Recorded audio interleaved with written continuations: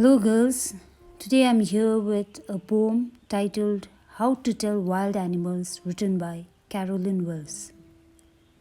Carolyn Wells was born on June 18, 1862, at New Jersey, US, and she died on March 26, 1942, in New York. She was a prolific American writer, remembered largely for her popular mysteries, children's books, and humorous verse.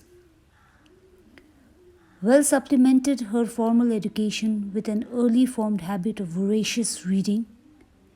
After completing her schooling, she worked as a librarian for the Rawa Library Association for some years.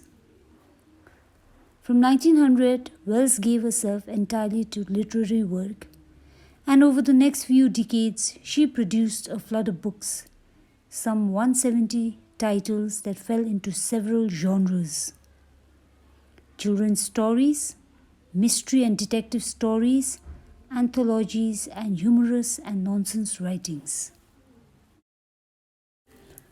In this poem too, she has explained the characteristics of various wild animals in a very funny way. She has used language in a way that it generates humor. She is introducing the reader to various kinds of wild animals like Asian lion, Bengal tiger, bear, etc., explaining each of the animals in a very humorous way.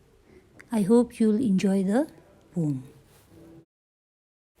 But before you do that, let me not forget to mention here that this is a satirical poem.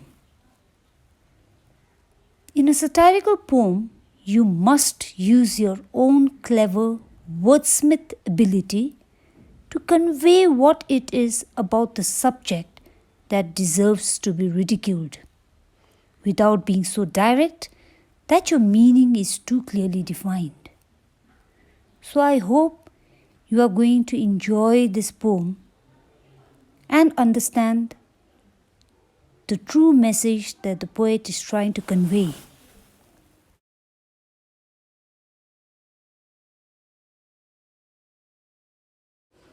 In the first stanza, the poet is telling us that if we ever go to the jungles of the East by chance and see a yellowish brown animal who roars so fiercely that one can die, it means that the animal is an Asian lion. The word tawny in the fourth line refers to yellowish brown in color. Here, the poet has humorously explained that Asian lions can kill a person with its roar. Now, in the second stanza, the poet tells us that if sometime when roaming around, while going around, a noble wild beast, noble here means high-born, royal. So if any time while roaming around, a noble wild beast greets you, welcomes you, with black stripes on a yellow ground, just notice if he eats you. This simple rule may help you to learn the Bengal tiger to discern. Now, discern here means to recognize. So here the poet is teaching us how to recognize a Bengal tiger. So how is it? If at all any wild beast welcomes you and he eats you up, then you have to know that it is a Bengal tiger. If strolling forth a beast you view, whose hide with spots is peppered, as soon as he has leapt on you, you'll know it is the leopard. It will do no good to roar with pain, he'll only leap and leap again. So here, the word strolling means to walk casually, forth means forward, peppered means sprinkled, leapt means jumped. So here what the poet is trying to say is, if ever while walking casually you're moving around, you're moving forward, and you see a beast whose skin is covered with spots, and he leaps on you, he jumps on top of you, then please remember or please know that you've just encountered the leopard. And the poet is also telling us that it is useless to roar with pain. It is useless to cry with pain because he's not going to leave you. He's only going to lap and lap again. If when you're walking round your yard, you meet a creature there who hugs you very, very hard, be sure it is a bear. If you have any doubts, I guess he'll give you just one more caress. So here, the last word in the first line, yard, means a lawn of the house. And the last word in the last line, caress, means a gentle touch.